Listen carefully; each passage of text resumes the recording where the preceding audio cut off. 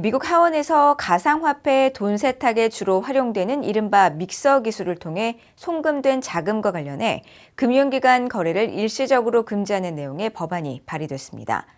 법안을 발의한 의원인 북한 핵 프로그램 자금의 절반이 가상화폐 탈취 후 믹서를 통한 돈 세탁으로 조달되고 있다고 지적했습니다.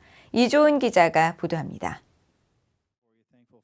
미국 민주당의 션 캐스텐 하원 의원이 최근 대표 발의한 블록체인 무결성 법안입니다. 여러 사람들이 보유한 암호화폐를 섞은 후 재분배 서비스를 하는 믹서를 거친 자금에 대한 금융기관의 거래를 금지하는 겁니다. 법안은 지난 7일 발의돼 금융위원회로 회부됐는데 민주당의 빌 포스터, 브래드 셔먼, 이메뉴얼 클리버 의원 등 의원 3명이 공동 발의자로 참여했습니다. 법안은 믹서 업체를 통해 송금되는 자금에 대한 금융기관의 취급과 사용, 거래를 2년간 금지하는 한편 이 기간 동안 믹서 업체에 대한 조사 실시를 미국 재무장관에게 요구하는 내용이 핵심입니다. 재무부와 증권거래위원회, 상품선물거래위원회, 그리고 법무부가 믹서를 거친 자금의 불법 사용에 대한 조사를 진행하는 동안 금융기관의 관련 자금 거래를 일시적으로 막겠다는 겁니다. 특히 이 기간에 관련 거래 취급 등 규정을 위반한 금융기관에 대해선 각 위반 건당 최대 10만 달러의 민사벌금을 부과할 수 있도록 했습니다.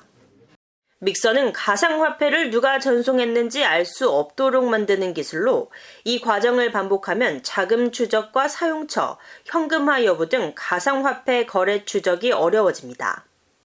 의원들은 법안 발의의 배경으로 가상화폐 믹서를 통한 북한의 불법 핵 프로그램 자금 조달 문제를 지적했습니다. 캐스틴 의원은 이날 성명에서 믹서는 불법 행위자들이 범죄 목적으로 엄청난 규모의 돈을 들키지 않고 순식간에 전 세계로 옮길 수 있게 해주는 데 핵심이라고 지적했습니다. 특히 가상화폐는 전 세계 테러 공격 자금 조달에 사용되었고 북한 핵 프로그램의 절반은 가상화폐 탈취 후 믹서를 통한 돈 세탁으로 자금이 조달되고 있다고 강조했습니다.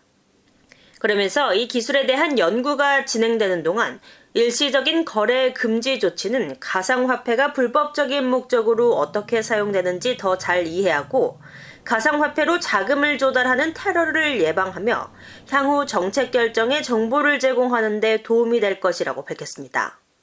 미국 정부와 의회는 북한과 러시아 등 적성국들의 가상화폐 탈취 및 자금 세탁 문제에 대한 경고의 목소리를 높이고 있습니다.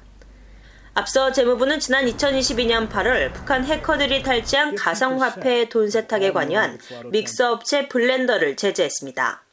이어 같은 달 북한 정찰총국의 통제를 받는 해킹 조직 라자루스 그룹이 탈취한 4억 5,500만 달러 상당의 가상화폐를 세탁하는 데 가담한 또 다른 믹서 업체 토네이도 캐시를 제재 대상에 올렸습니다.